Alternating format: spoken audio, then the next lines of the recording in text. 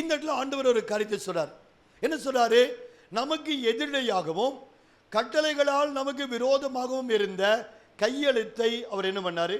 குலைத்து போட்டார். இன்னைக்கு ஆண்டுடைய பிள்ளைகளுக்கு விரோதமா வியாதிகள் மட்டும் இல்லை, ஆண்டுடைய பிள்ளைகளுக்கு விரோதமாய் சாபங்கள் மட்டும் இல்லை, ஆண்டுடைய பிள்ளைகளுக்கு விரோதமாக தரித்திரங்கள் மட்டும் இல்லை, ஆண்டுடைய பிள்ளைகளுக்கு விரோதமாக என்னெல்லாம் இருந்துச்சுன்னா நமக்கு விரோதமான கட்டளைகளினால் நமக்கு உண்டான நமக்கு விரோதமான கையெழுத்துகள். ஒரு நம்ம இந்த பாவம் செஞ்சீங்கன்னா உனக்கு இந்த தண்டனை அப்படிங்கிற தண்டனைகள், கையெழுத்துகள். இப்போ இந்த கையெழுத்தை ஆண்டவர் என்ன பண்ணிட்டார்? குலைத்து. அப்படின்னு என்ன அர்த்தம்? கேன்சல்னு சொல்லலாம், வேற எப்படி சொல்லலாம்? உங்களுக்கு புரிகிற மாதிரி சொல்ற பாருங்க. நீங்கள் சாப்பாடு அரிசி போட்டுட்டு என்ன பண்ணிட்டு வந்துடலாம், குளிச்சுட்டு வந்துடலான்னு போயிட்டீங்க. நீங்கள் குளிச்சுட்டு வர்றதுக்குள்ள அரிசி என்னாச்சு? கரெக்டாக வருது பாருங்க. என்னாச்சு? அது குலைந்து போனது.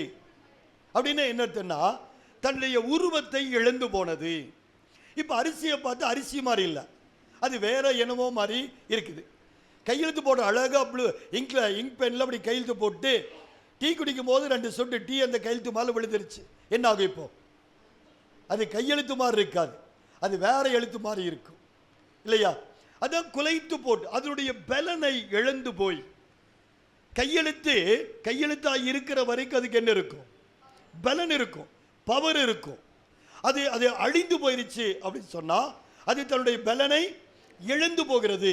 இன்னைக்கு ஆண்டுடைய பிள்ளைகளுக்கு விரோதமாய் எதிரிடையாக கட்டளைகளால் இருந்த அந்த கையெழுத்து ஒன்று நடுவில் நின்றுகிட்டே இருந்துச்சு.